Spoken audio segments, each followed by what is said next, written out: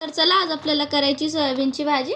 तर आपण याला टाकून देऊ उकळायला। त्याच्यामध्ये टाकायचं आपल्याला तेल, हळद आणि थोडंसं मीठ। आता आपण याला टाकू उकळायला। 1 चम्मच मीठ घेऊन घ्यायचं आपल्याला पाण्यामध्ये आणि थोडीशी हळदी, अर्धा इंचीची, जास्त नाही घ्यायची आपल्याला। आणि त्याच्यात टाकायची आपल्याला सोयाबीन।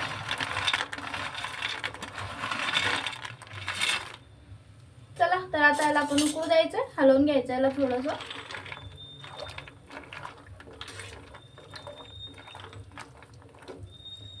चला आता आपण याला उकळून घ्यायचं। शिजले आपले सोयाबीन गरम गरम, कसे बघा ते किती मस्त तुटताय। आपण छान शिजवलेले त्याला। त्याच्यामध्ये तेल, मीठ आणि हळद याच्यासाठी टाकतात कारण त्याचा पांचटपणा निघून जातो। तर चला आपण याला आता छान निचळून घेऊ। बघा याला आपण हळद आणि मिठाच्या पाण्यातून काढून घेतलेलं आहे। आता याला आपण छान निचळून घेऊ। याचं पुरं पाणी नितरायचं आहे आपल्याला, काहीच पाणी नाही राहू द्यायचं त्याच्यात। चटके लागले तरी चालतील।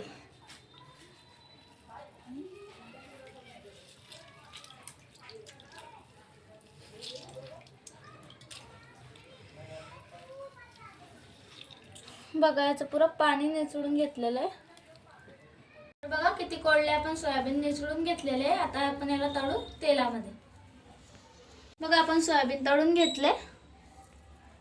बघा किती नरम चटक आहे। आणि अभी आपल्या भाजीचं साहित्य, चला आपण भाजी करायची सुरुवात करू। आपण हे सर्व कापून घेतलेलं आहे। बघा कांदा आपण असे बारीक बारीक चिरलेले आहे आणि कोथिंबीर, टमाटर आणि हिरव्या मिरच्या पण अशा कापलेल्या आहे। चला आता आपण बघू आपली भाजी। झालं तेल गरम, आता टाकलं आपण तिथे जिरा आणि राई, त्याला हलवून घ्यायचे आणि हिरव्या मिरच्या।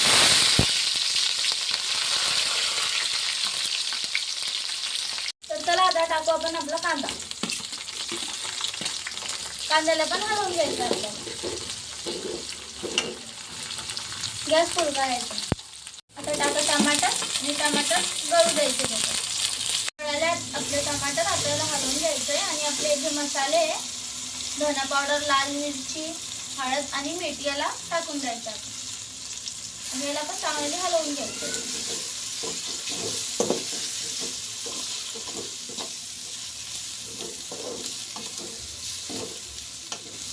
आता घ्यायचं याच्यात थोडंसं पाणी, अर्धा चमचा गरम मसाला।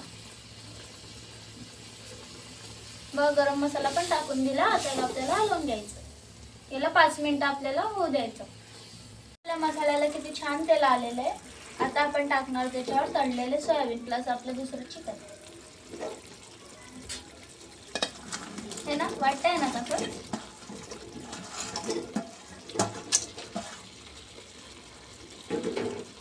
आता याला आपल्याला थोडं हलवून घ्यायचं।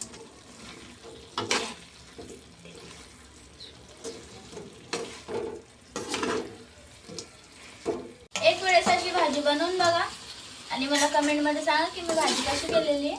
आणि याच्यावर थोडंसं पाणी घ्यायचं आपल्याला।